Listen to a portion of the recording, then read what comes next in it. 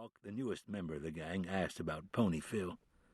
"It's just nerves," said Lowry, staring ahead at the freshly painted wooden sign that read Olson Morganfield Bank and Land Trust.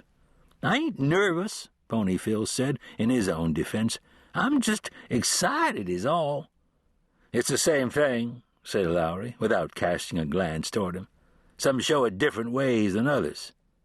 "Oh," said Pony Phil, satisfied that no offense had been meant against him. "Myself," said Lowry, "I never get nervous. Not meaning to brag, but nothing unsettles me." "Oh," Pony Phil repeated, staring blankly. The four veered their horses over to an iron hitch rail out front of the bank.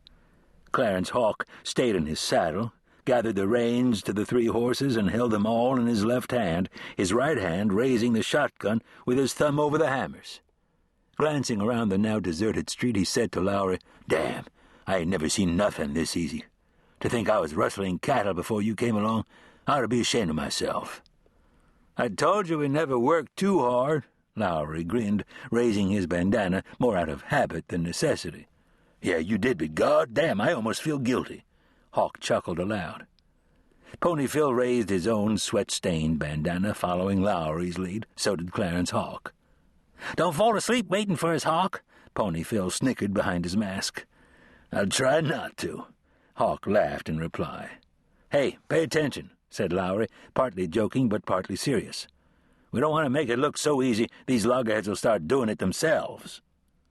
He moved up across the boardwalk and through the bank door, Pony Phil and Catlin flanking him a step behind.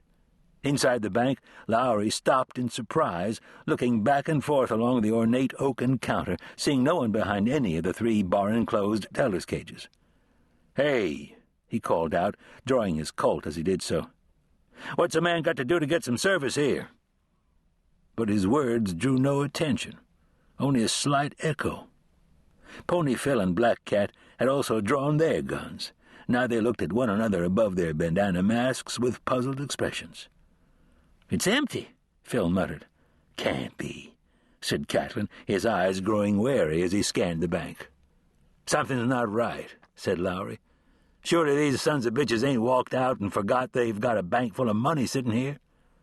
He advanced forward carefully, his Colt cocked and ready. "I don't know, Dick," said Pony Phil. "I've seen bankers do some peculiar things, especially if they see some old boys like us riding in, stoked with scatterguns." He snickered. "They might have run out of here to the nearest Jake, keep from soiling themselves." He snickered again.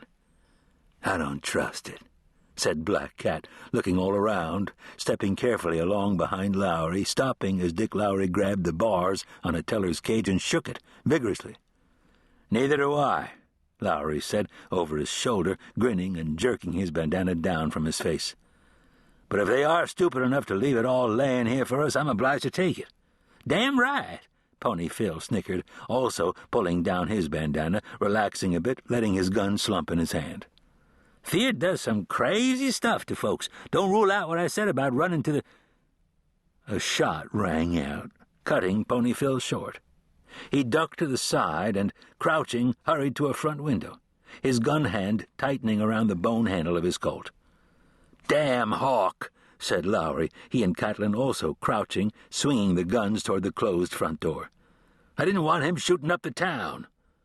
Pony pushed a heavy curtain an inch, peeped out the window, then let the curtain fall back into place. Turning to Lowry, he said in a fast, excited tone, "Hell, it ain't Hawk shooting. He's down on his belly in the middle of the boardwalk. There's a goddamn lawman standing in the middle of the street, holding our horses." Before Lowry could respond, a stern voice called out from the middle of the dusty street, "All right, Richard Arnell Lowry, this robbery's over." "Who?" Pony asked, making a strange, bemused face. "That's me, damn it," said Lowry, clearly shaken. "Shut up."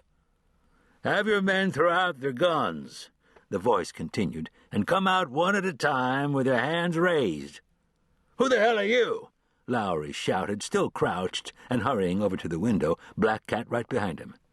"I'm Arizona Territory Ranger Sam Burrack," said the voice. "You are all under arrest." "How the hell do you know my name?" Lowry shouted out the window, careful not to put himself into view.